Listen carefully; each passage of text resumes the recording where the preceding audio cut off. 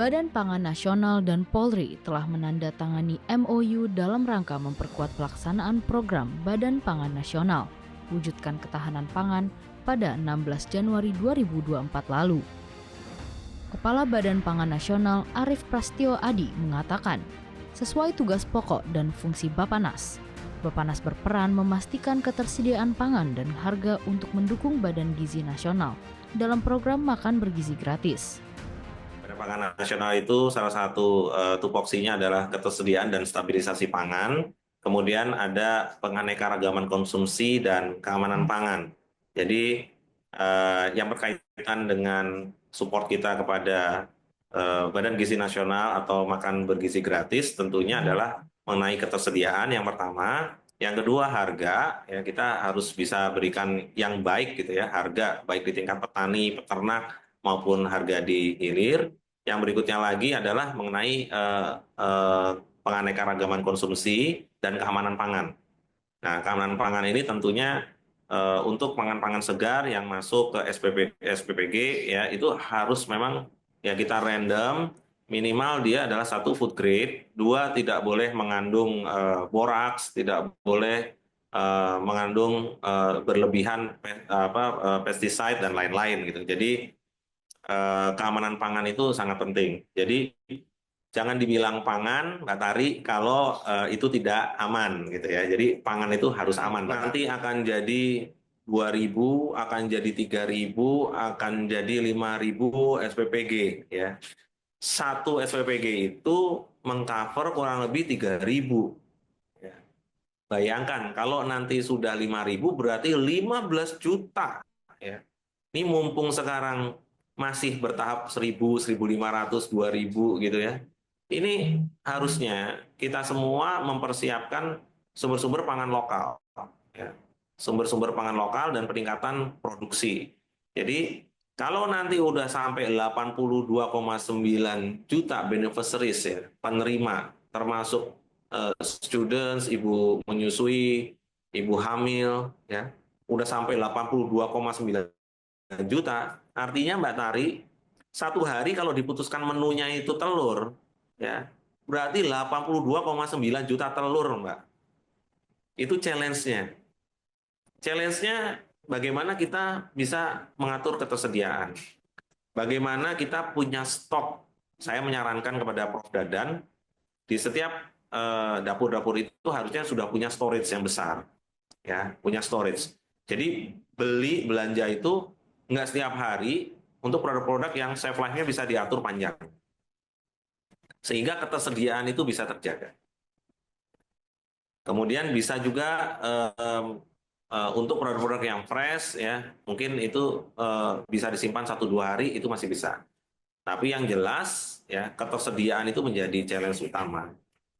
Karena jangan sampai yang misalnya sehari ini kita surplus 10% untuk ayam atau telur, besok ini nggak biasa sarapan, kemudian sarapan, coverage-nya 82,9 juta, habis itu kita shortage. Ya. Apalagi udah di kepalanya kita import. Waduh, sayang sekali. Padahal maksudnya Pak Presiden Prabowo itu dalam beberapa kesempatan adalah mengembangkan ya, ekonomi di pedesaan. Ya, mengembangkan masyarakat di pedesaan yang rata-rata bertani, beternak atau nelayan ya kalau kita bicara ikan. Nah, sehingga ini relate dengan Pak Prabowo terakhir dalam rapat kabinet itu menyampaikan ada Kopdes ya. Koperasi Desa Merah Putih. Itu maksudnya apa? Salah satu dari 6 gerai itu adalah cold storage ya. Kemudian beliau yang disampaikan adalah masing-masing Kopdes itu punya truk. Kopdes ini nanti punya juga ada semacam sistem perbankan ya yang bisa membantu. Kemudian ada gerai apotek ya. Kan ini artinya memberdayakan masyarakat pedesaan. Kembali ke MBG maksudnya, jadi nanti MBG ini atau dapur-dapur ini bisa disuplai dari langsung koperasi-koperasi desa yang ada di desa. Jadi ini sekarang para pembantu presiden, para menteri, kepala lembaga sedang mempersiapkan ini. Kita berharap bulan Juli nanti kelembagaannya bisa selesai karena ini bisa mengkonversi dari gapoktan-gapoktan yang jumlahnya lebih dari 46.000 di-convert, kemudian ada BUMDes, ya. Biasanya musyawarah desa yang diberi kewenangan untuk menyiapkan ini. Dan jangan lupa Mbak Tari, kalau dulu sering kita dapat berita orang buang-buang telur, buang-buang ayam karena harga jatuh gitu ya. Hari ini insya Allah kita nggak dengar itu. Apalagi nanti kalau standby buyernya salah satunya adalah makan bergizi gratis atau dapur-dapur pemenuhan kebutuhan.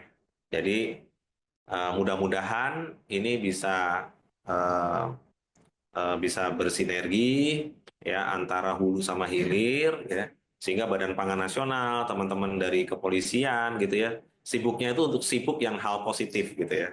Dan saya lihat di beberapa tempat, ini tadi baru juga dapat informasi dari teman-teman DPR, kemudian sebelumnya Pak Irwasum, Pak Dedi menyampaikan, Mas siap-siap mau panen jagung ya. Jangan sampai jagung yang diproduksi teman-teman ini juga nggak bisa dikeringkan, nggak bisa disiapkan, nggak bisa diserap, ya karena nanti jadinya wasting gitu ya, losses juga, gitu. Sehingga memang ini nggak bisa separuh-separuh Mbak Tari, jadi harus end to end, terintegrasi pemikirannya dari hulu sampai hilir. Kepala Badan Pangan Nasional Arief Prasetyo Adi menyebut peran Polri dalam mendukung program ketahanan pangan sangat penting, khususnya dalam menjaga stabilitas ketersediaan pangan dan meminimalisir praktik penimbunan pangan. Sementara itu, pengamat kebijakan publik Trubus Rahardiansyah mengatakan peran utama Polri dalam program makan bergizi gratis untuk memastikan pendistribusian makan bergizi gratis sampai langsung kepada yang membutuhkan.